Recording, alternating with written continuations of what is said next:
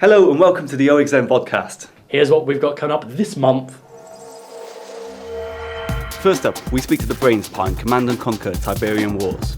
There's an element called Tiberium. It's radioactive, self-replicating. Everything it touches turns into Tiberium. Next, we have your questions. And rounding it all off, we've got the new Grand Theft Auto 4 trailer.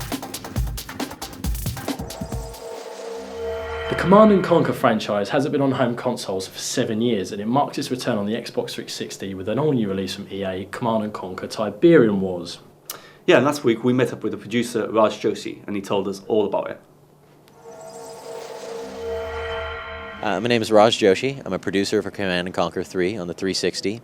The basic idea behind Command & Conquer is that there's an element called Tiberium. It's radioactive, self-replicating. Everything it touches turns into Tiberium, slowly taking over the Earth. The Earth is divided into what we consider to be blue, yellow, and red zones. Blue being inhabitable. Tiberium hasn't really taken a hold yet. Yellow zones, less inhabitable, and red zones, completely uninhabitable. Tiberium is completely taken over. It's an element that can be leveraged for power. It's an amazing resource, but it's also very deadly. It can also be leveraged for weaponry.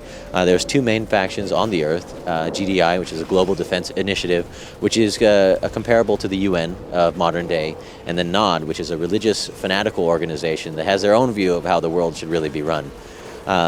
There's a third faction that we're introducing and finally tying back into the connection with Tiberium, which is the Skrin, the alien faction coming down, and they themselves had not only have a plan, but have planted the seeds for their own vision of what's going to happen to the planet Earth. It's a very compelling storyline. It's very intense because everybody's fighting over the same planet and fighting against Tiberium, which is kind of an unknown element that seems to have a life of its own. Lots of stuff going on, very interesting parallels to what's currently going on in the world as we know it, but very compelling, and everybody's fighting to stay alive and fighting to figure out how this planet's really going to shape up. Battle for Middle-earth 2 was definitely our first foray into next-gen RTSs, being that there was no other models really to go after. It was something that we tried to test it out. We've had an amazing reception with that, a lot of fun playing it for ourselves, and some areas where we saw we could really innovate and kind of and iterate on. So it was definitely a test for us, and the great thing about that as a quote-unquote test is that it was a great game to play and a lot of fun, plus it gave us some really key learnings. We optimized a lot of controls, trying to make some things more immediate, like creating your control groups, giving you a cursor magnetism to make it a lot easier to select things. You kind of naturally magnetize over to whatever you're trying to select. So optimizations in that way to make things very quick and fluid for the player. We decreased the build time so that we can increase the amount of time you actually spend playing the game rather than managing all your resources and spending too much time building up your base and your units. Just tried to really optimize things as far as frame rate goes. There's a lot going on in Command & Conquer, hundreds of units on the screen at any time, and since our controls are directly tied into the performance of the game, increasing the performance was definitely a key thing that we wanted to work on. And that's something that just lends to the fact that it's a high-paced, high-energy game, and we want you to get in there. We don't want anything pulling you out of the experience. So just really optimized things, iterated on the key areas that we thought were most important, and tried to bring an experience that's going to be easy to pick up for the new user, but have the depth and precision that you'd expect from any RTS game for the power user. Multiplayer modes for the 360 version are unique to us. Of course, we have the standard versus, but we have 4 multiplayer modes that are completely unique to the 360, and they derive kind of from the first-person shooter modes that people are used to playing to try and appeal more to console gamers. You have a King of the Hill, capture and hold, where you capture and hold up to 5 areas on the map. A capture the flag, where you get the map and return it back to your base repeatedly. And then a siege mode, which is tailored to new users. It puts up an energy wall. You can choose between 2 and 10 minutes. Puts up an energy wall between you and your opponent, and allows you to actually kind of turtle and build up your base, build up your units, and get everything ready, and then those energy walls drop, and at that point then you can start attacking each other. But it gives you a chance, especially for new users, you get in there, get your feel for the game, figure out how to build up everything you want, and then start playing the game rather than just getting rolled over immediately. I think the most interesting thing that is yet to be discovered by each individual player is really the experience playing online with a vision camera. I think that it might be outside the core idea of Command and Conquer, but being able to really see the person you're playing against. We come from a time where our original games were played against each other as board games, and you really got to see your opponent. We've been slowly pushing away from that, and now it's come full circle back to not only be able to talk to your opponents, but actually be able to see them. And that's something that's huge, to be able to see their body language, to be able to see their reactions. If you're decimating their base, you get to see them bow their head in defeat. And at the end of it, you get the winner circle where you get to gloat over the other people. You have a larger video screen, and they're the 3 video screens, almost Brady Bunch style. You can look around and see all the people you've just defeated. And that's something that there's an interpersonal connection. People talk about video games separating people from interacting with each other. Well, we're bringing it back where you're actually literally hanging out with your friends while playing the game against them. The achievement system with Xbox Live is something that's very important to Xbox gamers. So we definitely supported that. We go the full 1,000 points. Some of the funner ones, I guess some of my favorites really are the ones that are potentially negative achievements, which is like if, for instance, you lose a mission a couple times, then you get an achievement that kindly points you in the direction of playing the tutorial. Things like that, try and have fun with it, because we know people are focused on trying to gain those achievements and gain their own type of notoriety through Xbox Live, but also have little fun ones where we get to poke back at the people and let them know that, as game developers, we're gamers too, and we're regular people who like to have a good time as well. The console market is ready for RTS gaming, and real-time strategy is definitely something that's along the lines of the compulsions of general console gamers.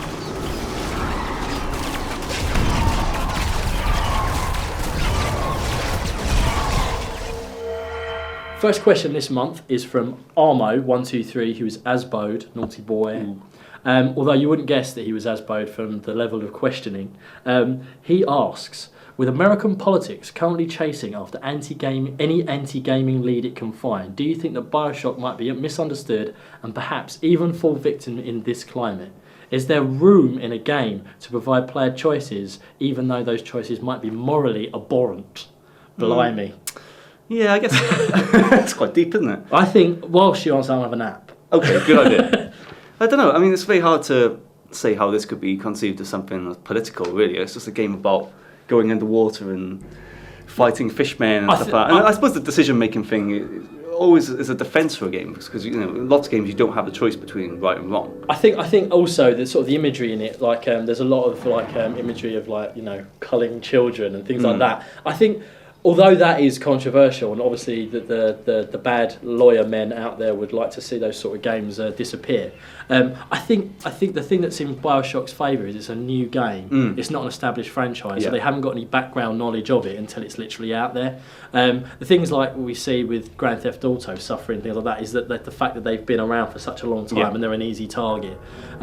So yes, it probably could fall under that weird census on gaming, but I don't think it will in this instance. Yeah, and it's set in a different era as well. I mean, given that it's based on a kind of 1950s scenario. I think child abuse in any era is wrong, though. That should just be pointed out. That should just be pointed out now. Mentasm asks, Bioshock, will the majority of the action be on rails, or will it have a free roaming missions to stumble upon like Oblivion? Well, the thing is about this, we don't actually know for sure how it's going to be structured. But based on the other games like System Shock and Deus Ex, I probably think it's going to be free roaming, but it will still be divided into levels, which you can go back and forth between. Yeah, it'll be like a free roaming leveled environment. So there'll be an open playing field, and if you can just completely by chance, if you can imagine it, it'll be like a door closed here. You can't open this part of the level because you've got to go back there later. Yeah, it'll a bit like Castlevania Symphony. And I think there'll be like splinter missions that splinter off and whatnot. I mean, to be honest, we'll know more soon, but we certainly expect it to have more of a free roaming Half-Life 2 element to it. Yeah, and certainly lots of the plasmids in the game, the special ability upgrades, are lending themselves to being able to teleport around doors and being able to open new passages and be able to use reprogrammed drones so they can fly into new areas. So I expect there'll be a kind of a puzzle element to that as well. But yeah, you certainly shouldn't expect a game that is just level. And frankly, we'd be disappointed if it came out like that. Yeah. Okay, so next one's a question from Mike Bingo, who's a bit of a chaff. House! He says, is it true that OXM Zorg has a vast collection of pornography, and would he be interested in a possible trade? It's not true that he'd be interested in a possible trade, no. Mike Bingo again. Aside from the graphical leap, is there any new features in the new McRae game that makes it worth buying? Well, I think the biggest thing you'll notice this time is the level of detail on the cars is much, much greater. So I went down to see Codemasters about a month ago, and they were telling me that each car took about 40 days for one person to make, and that's a hell of a lot of time for each car. And that also kind of like goes into the damage models as well, because the cars are much more detailed to start with. The damage models can also be much more detailed. So the crash damage has taken it another step. Oh, totally, yeah, totally. Do you reckon it's enough to purchase it? I mean, saying that, the game is not, it's a way off yet. It's still, I mean, fair enough, it does look amazing. I mean, I've seen it being played, quite an early version of it, earlier than the one that you saw, and it still looked amazing. It plays, I mean, if you've played any McRae games before, then you should be familiar with the way it handles, and it's quite realistic. I think the 2-year gap between games, which is quite unusual for a franchise like this, has really paid off, because if they hadn't done that, then they would still be working off the same engine they used. I think a lot of it is based on kind of stuff they did in Race Driver 2. The AI in particular is an expansion of Race Driver 2's AI.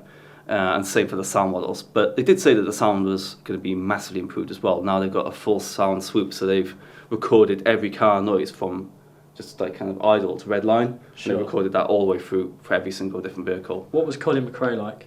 Yeah, very nice guy, yeah.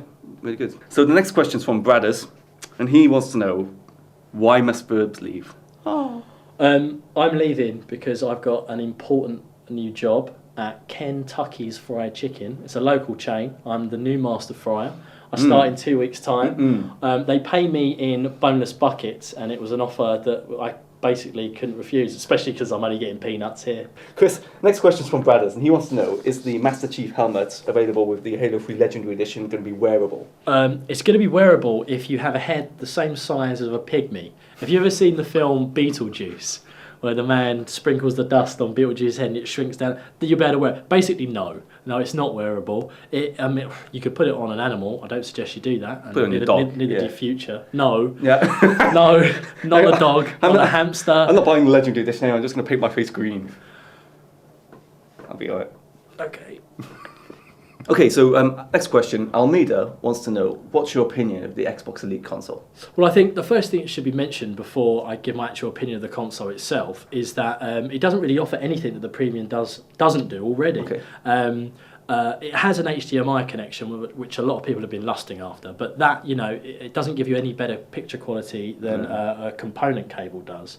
Obviously, the bonus of having a 120 gig hard drive out the box is a big one, especially with IPTV services coming, but you can buy that separately. Apart from being black and looking slightly different from the normal vanilla console, it doesn't really offer you a great deal that you can't already get. That said, I do want one. I think the interesting thing that's come out of it is that it's not actually going to be replacing the Premium. It's actually going to become a new standard. Although the black version is limited, I think.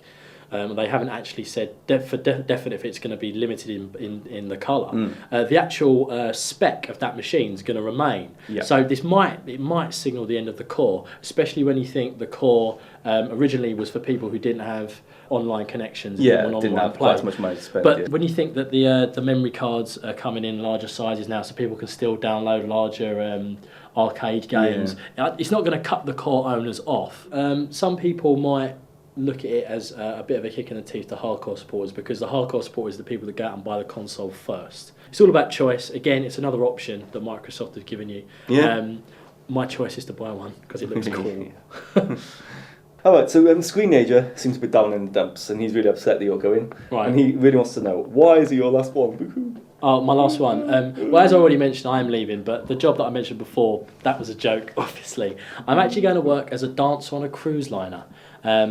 It's a long-standing ambition of mine. I've always been into theatrics, and I've got lightning feet, and it seems like my God-given talent should go to good use, entertaining pensioners and the rich.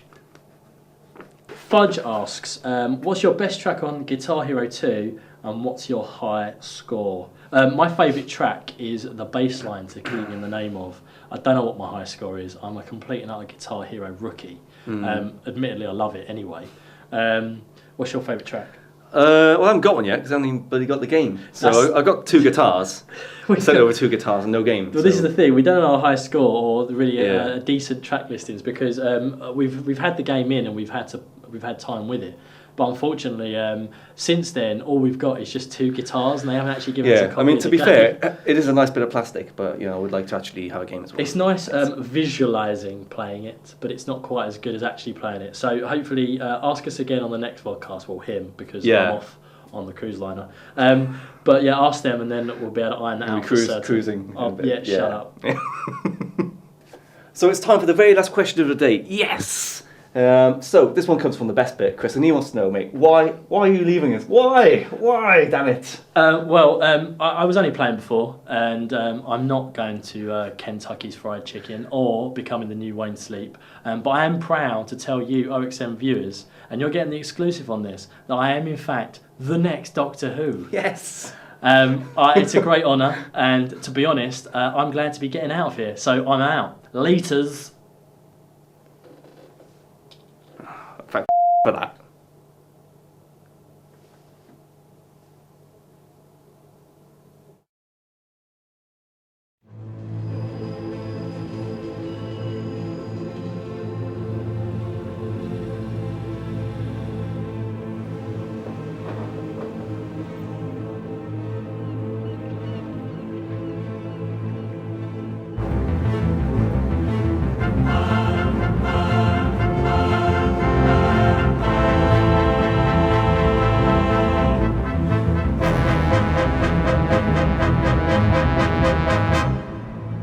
Life is complicated. I killed people, smuggled people, sold people. Perhaps here, things will be different.